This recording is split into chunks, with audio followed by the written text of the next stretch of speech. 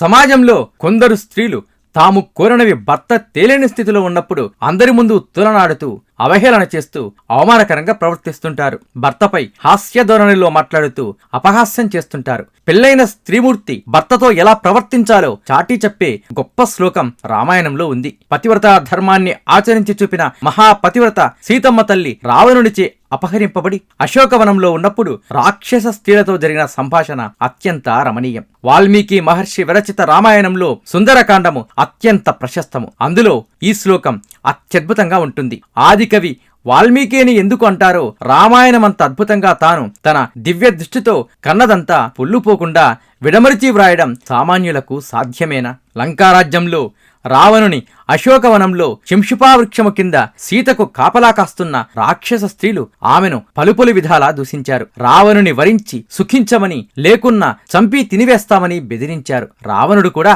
ఎన్నో ఆశలు చూపెట్టాడు. అయినా మహాపతివ్రత సీతా సాధ్వి కొంచెం కూడా చెలించలేదు. ఆమె సుగనాలు గన్న రాక్షస స్త్రీగణం మారారు కాని సీత ఆ లంకా సామ్రాజ్య వైభవమంతా గడ్డిపోచతో సమానంగా భావించింది. సీత సుగుణాలకు ముచ్చటపడిన రాక్షస కంతలు రాజ్యము వైభవం ఏమాత్రం లేని రామునే భర్తగా ఇప్పటికీ కోరుకుంటున్నావు. ఆయన్ని తిరిగి చేరినా నీకు కష్టాలు తప్ప మరేముంటుంది అని అడిగారు. దానికి సీతా మహాసాధ్వి ఇచ్చిన సమాధానం ఈ అద్భుత శ్లోకం.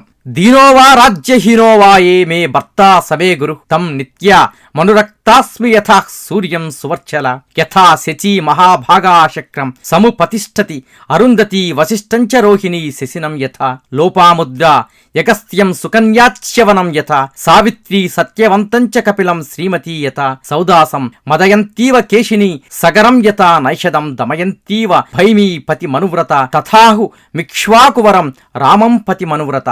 తన పతి అయిన రామునికి రాజ్యము లేకపోయినా అతను దీనస్థితిలో ఉన్న ఆయన ఎడల నిత్యం అనురక్తితో సూర్య భగవానుని సువర్చలాదేవి, ఇంద్రుని మహాపతివ్రత శచీదేవి, క్షత్రియ వంశ గురువు వశిష్ఠుల వారిని అరుంధతి, చంద్రుని వరించి అతన్నితోనే అనురక్తురాలైన రోహిణీ తారవలి, అగస్త్య మహామునిని సేవించిన లోపాముద్ర మాదిరి, చ్యవనుని సేవించిన సుకన్య వలె, సత్యవంతిని బ్రతికించుకున్న సావిత్రి వలె, కపిల మహామునిని సేవించిన శ్రీమతి వలె, సౌదాసుని అనుసరించిన మదయంతి ఓలే, సగర చక్రవర్తిని అనుసరించిన కేశిని వలె, నలమహారాజుని వరించిన భీమ రాజపుత్రి దమయంతీదేవి వలె ఇక్ష్వాకు వంశ తిలకుడు తన పతి శ్రీరాముని అన్ని వేళలా అనుసరిస్తానని ఆమె చెప్పడంతో సీత శీల సౌభాగ్యానికి అమితముగ్ధులై ఆమె పాదాలను అప్రయత్నంగా తాకారట ఆ రాక్షస స్త్రీలు.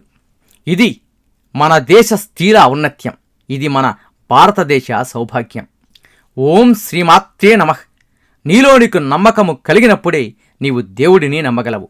శతం జీవ శరదో వర్ధమానః శతం హేమంతాన్ శతం వసంతాన్.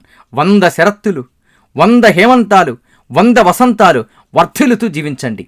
ఇట్లు బీవీఎస్.